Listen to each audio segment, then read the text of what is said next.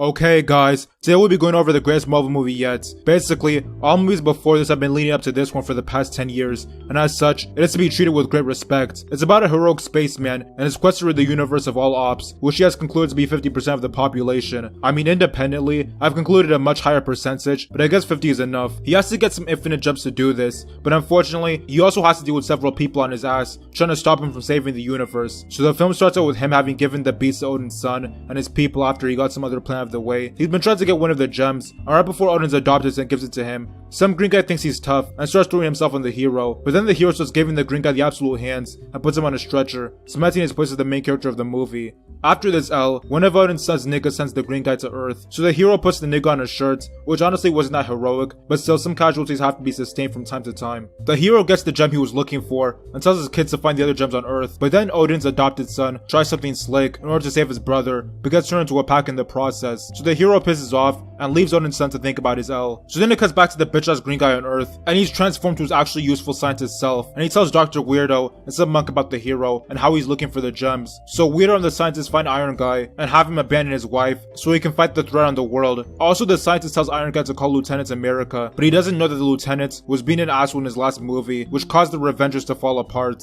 But before Iron Guy could call his op, some ship pulls up that also the Spider sees while on the bus, so he has that worthless fat boy make a distraction so he can piss off. So Iron Guy and Weirdo throw hands with the hero's kids, while the monk pussies off, but eventually, one of the hero's kids manages to finesse Weirdo and take him back to the ship, while Iron Guy and the Spider stow away in order to save him. In some other place, some guy with an infinite gem, named Sight, is chilling when two more of the hero's kids pull up, try to do him dirty, while his wife the Scarlet Op tries to fight them off, but then they get bailed out when Lieutenant America, Bird Loser, and some women pull up to save them. Then these guys go to some other place. Meanwhile, Odin's son gets to meet the protectors of the cosmos, and he tells them about the hero's plan. And also, the green woman is the hero's daughter, so Odin's son, the raccoon, and the tree go to some place to get a new weapon, while all the other limbs go to some other place to stop the hero. Also, the green woman tells the leader to put on her shirt if the hero ever gets a hold of her. So the bums get to the place they were going, and they see the hero bullying the guy with the gem, but then the dumbass destroyer nigga tries something, so the hero knows they're there, and a fate is caught, but it turns out the hero already had the gem, which can control reality, and he gets everyone out of the way and takes his daughter.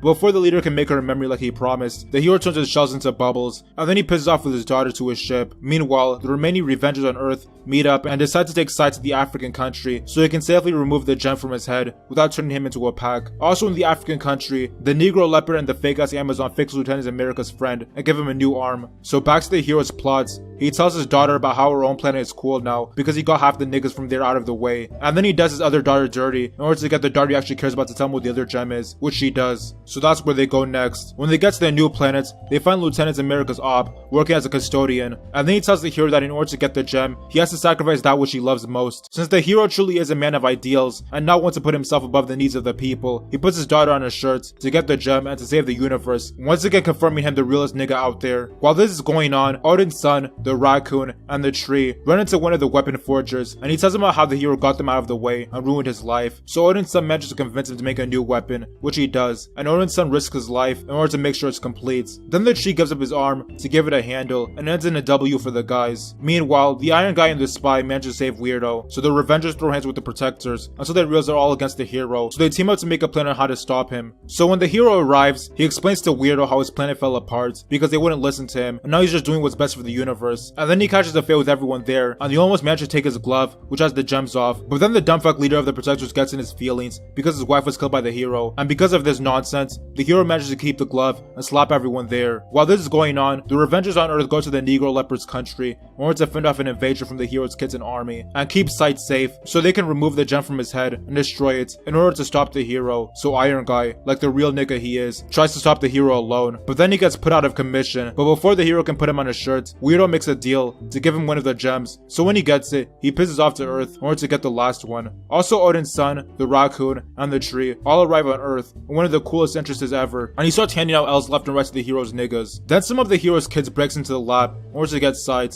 so the scientist gets in one of the Iron Guy's outfits and gets them out of the way, and Lieutenant America throws hands with one of the intruders as well. Also the Scarlet Op, the woman, and the fake-ass Amazon throw hands with one of the hero's daughters and puts her in their blunts, while Sight turns the intruder that the lieutenant was fighting into a pack. attack. So it looks like Earth is saved until the hero pulls up and starts slopping niggas left and right. So the Scarlet Op is forced to put her husband's side on her shirt in order to prevent the hero from getting the last gem. But right when all hope is lost, the hero manages to reverse time and get the gem anyway and puts side on his shirt. But then Odin's son pulls up on the hero and proves himself to be the best Revenger, but it doesn't work out and the hero gets half the universe out of the way, including the commanders of the Revengers. Overall, this movie is great. I kinda got scared thinking they couldn't top it, but hopefully the next one will be even better. But honestly, I feel like after Avengers 4, the whole franchise won't be the same ever again.